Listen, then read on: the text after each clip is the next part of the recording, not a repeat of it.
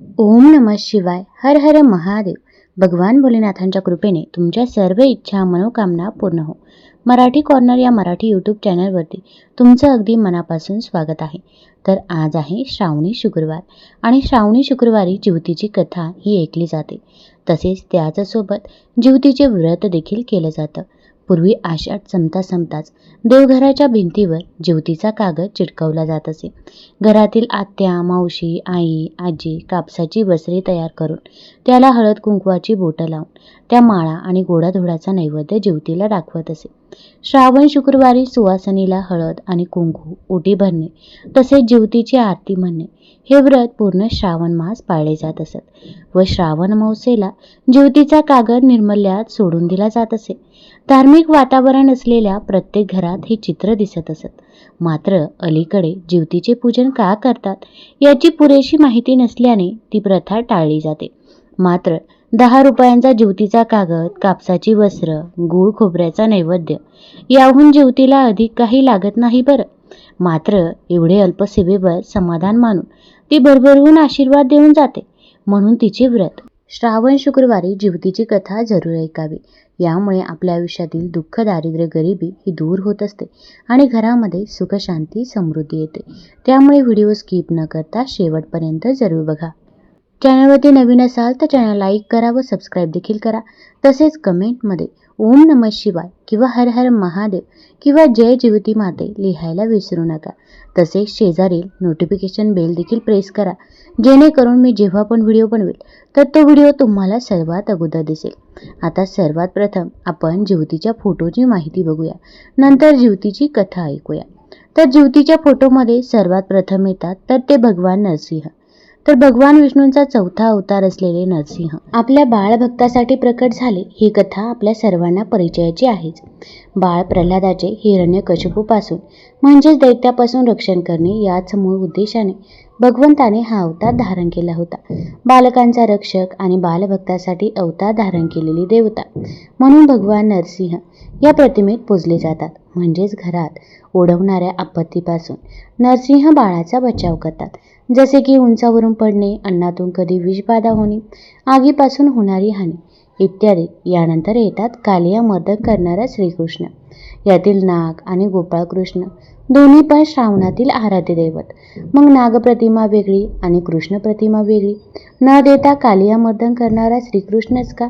आपण जर कालिया मर्दन प्रसंगाचा विचार केला तर लक्षात येईल. या प्रसंगात कृष्ण आणि त्याचे मित्र खेळत असताना त्यांचा चेंडू यमुनेच्या डोहात गेला आणि कृष्णाने तो परत आणला. खेळणाऱ्या बागडणाऱ्या मुलांवर आलेला वाईट प्रसंग कृष्णाने दूर केला. तसेच कालियाला न मारता त्यालाही अभय देऊन दूर जाण्याचा आदेश दिला.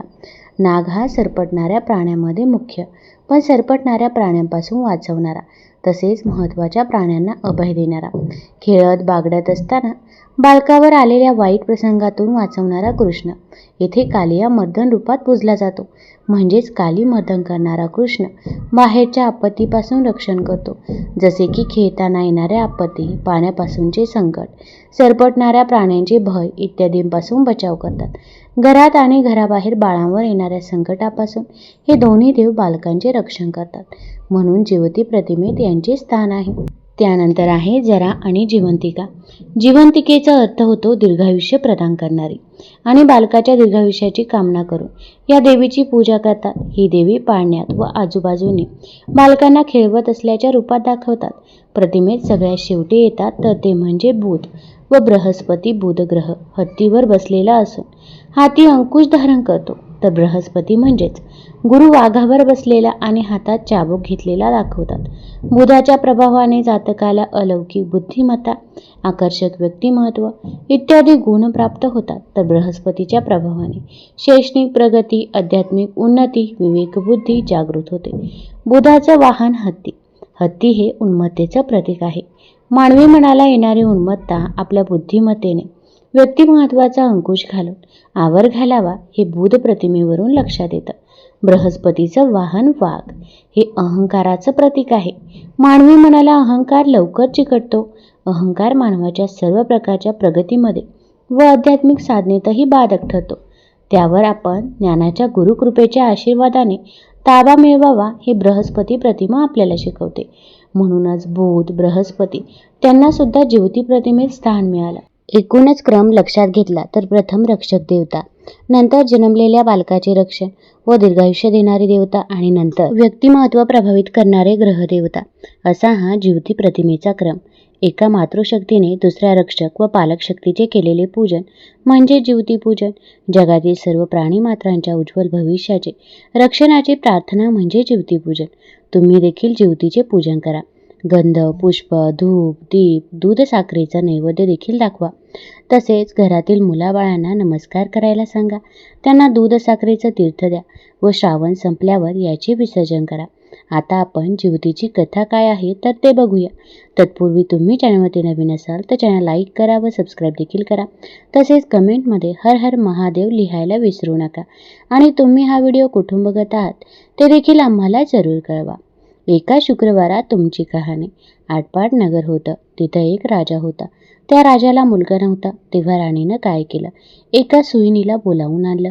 अगं सुईणी, मला नळवारी सुद्धा एक मुलगा गुपचूप आणून दे. मी तुला पुष्कळ द्रव्य देईन. सुईणीनं गोष्ट कबूल केली. ती त्या तपासावर राहिली. गावात एक गरीब ब्राह्मणाची बाई गर्भा राहिली. तेव्हा ती सुईणी तिच्या घरी गेली आणि तिला सांगू लागली की बाई तू गरीब आहेस. तुझं बाळंतपणाचं पोट दुखू लागेल तेव्हा मला कळव. मी तुझं बाळंतपण फुकट करेन. तिने होय म्हणून सांगितलं. नंतर ती सुईणी राणीकडे आली.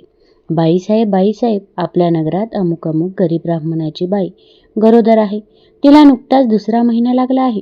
लक्षणं सर्व मुलाचेच दिसत आहे. तेव्हा आपल्या घरापासून तो तिथपर्यंत काही कळणार नाही असं एक गुप्त भुयार तयार करावं. आपल्याला काही दिवस गेल्याची अफवा उठवावी. मी तुम्हाला नळवारीचा मुलगा आणून देईन. असं ऐकल्याबरोबर राणीला मोठा आनंद झाला आणि जसजसे दिवस होत गेले त्याप्रमाणे डोहाळ्याचा डंब केला. पोट मोठं दिसण्याकरता त्याच्यावरती लुगड्याच्या घड्या बांधल्या. 9 मास भरताच बाळंतपणाची तयारी केली. इकडे ब्राह्मण बाईचं पोट दुखू लागलं. सुईणीला बोलावं आलं. त्याबरोबर तुम्ही पुढे व्हा, मी येते म्हणून सांगितलं. धावत राणीकडे आली. पोट दुखण्याचं ढोंग करायला सांगितलं. नंतर ब्राह्मणाच्या घरी आली. बाई तुझी आहे पहिली खेप. डोळे बांधलेस तर भिणार नाहीस आणि नाही बांधलेस तर भय वाटेल असं सांगून तिचे डोळे बांधले. ती बाळंतपण झाले. मुलगा झाला. सुईणीनं एका दासीकडून भुयाराच्या वाटेनं मुलगा राणीकडे पाठवला व तिने एक वरवंटा घेऊन त्यास एक कुचा बांधला आणि तिच्या पुढे ठेवला. मग बाईचे डोळे सोडले. तुला वरवंटा झाला असं सांगू लागले. तिने नशिबाला बोल लावले. मनामध्ये दुःखी झाली. सुईणी निघून राजवाड्यात गेली. राणीसाहेब बाळंतीण झाल्याची बातमी पसरली.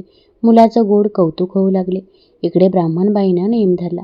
श्रावण मासी दर शुक्रवारी ज्योतीची पूजा करावी आणि नमस्कार करून म्हणावं, जय ज्योती आई माते, जिथं माझं बाळ असेल तिथं खुशाल असो. जय ज्योती आई माते, जिथं माझं बाळ असेल तिथं खुशाल असो. असं म्हणून तिनं तांदूळ उडवावे. ते या मुलाच्या डोक्यावर पडावे. हिरवं लुगडं नेसणं वर्ज्य, हिरव्या बांगड्या लेणं वर्ज्य, कारलेच्या मांडवा खालून जाणं वर्ज्य केलं. तांदळाचं धुणं उलांडणं बंद केलं. त्याप्रमाणे ती नेहमी वागू लागली. इकडे राजपुत्र मोठा झाला. एके दिवशी बाहेर फिरायला निघाला. त्या दिवशी ती न्हाऊन आपल्या अंगणात राळे राखीत बसली होती. तेव्हा त्याची नजर तिच्यावर गेली. हा मोहित झाला व रात्री तिची भेट घ्यायची म्हणून त्या इच्छेने गेला. रात्री तिच्या घरी आला. दारात गाय वासरू बांधलं होतं. चालता राजाचा पाय वासराच्या शेपटावर पडला. वासराला वाचा फुटली. ते आपल्या आईला म्हणालं, कोण्या पाप्याने माझ्या शेपटावर पाय दिला? तेव्हा ती म्हणाली, जो आपल्या आईकडे जाण्यास भीत नाही तो तुझ्या शेपटावर पाय द्यायला भिईल काय? हे ऐकून राजा मागे परतला आणि घरी येऊन आपल्या आईपासून काशीत जाण्याची परवानगी घेतली. काशीत जाऊ लागला. जाता एका ब्राह्मणाच्या इथं उतरला. त्या ब्राह्मणाला पुष्कळ मुलं होत होती, पण ती 5वी-6वीच्या दिवशी जात असत. राजा आला त्या दिवशी चमत्कार झाला. 5वीचा दिवस होता. राजा दारात निजला होता. तेवढ्यात सटवी आई रात्री आली आणि म्हणू लागली, कोण ग मेलं वाटेत पसरलं आहे.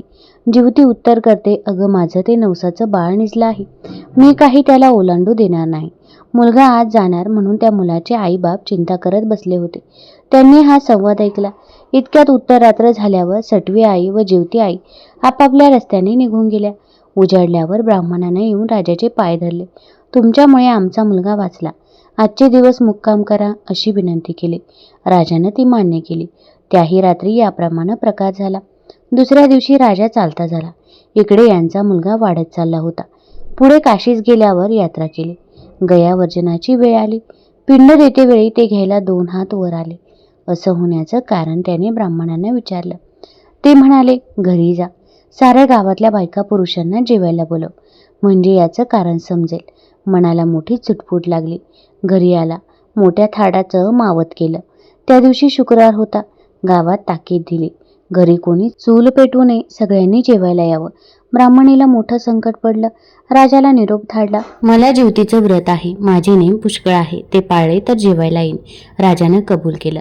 जिथं तांदळाचं धुणं होतं ते काढून तिथून सारवून त्यावरून ती आली. हिरव्या बांगड्या भरल्या नाहीत, कारल्याच्या मांडवा खालून गेले नाही. दरवेळी जिथं माझं बाळ असेल तिथं खुशाल असो असे म्हणे. पुढे पान वाढले, मोठा थाट जमला. राजानं तूप वाढायला घेतलं. वाढता वाढता ही ज्या पंक्तीत बसली होती तिथं आलं. तूप वाढू लागला. ईश्वरी चमत्कार झाला. बाईला प्रेम सुटून पाना फुटला. तिच्या स्तनातून दुधाच्या धारा फुटल्या. त्याच्या तोंडात उडाल्या, त्या उडाल्या. तो हाची तपेली ठेवून रुसून निजला. काही केल्या उठेना. तेव्हा आई गेली. त्याची समजूत करू लागली. तो म्हणाला, असं होण्याचं कारण काय? तिने सांगितलं, ती तुझी खरी आई, मी तुझी मानलेली आई, असं सांगून सर्व हकीकत सांगितली. नंतर भोजनाचा समारंभ झाला. पुढं त्यानं आपल्या आईबाबास राजवाड्याजवळ मोठा वाडा बांधून दिला. तो सुखानं राज्य करू लागला. तर जशी ज्योती आई तिला प्रसन्न झाली तशी तुम्हा आम्हा हो. ही 60 उत्तराची कहाणी 5 उत्तरी सफल संपूर्ण हो. तुम्हाला जर ही कथा आवडली असेल तर चॅनल लाईक करा, सबस्क्राईब करा आणि आपल्या मित्रपरिवारासोबत जरूर शेअर करा. धन्यवाद.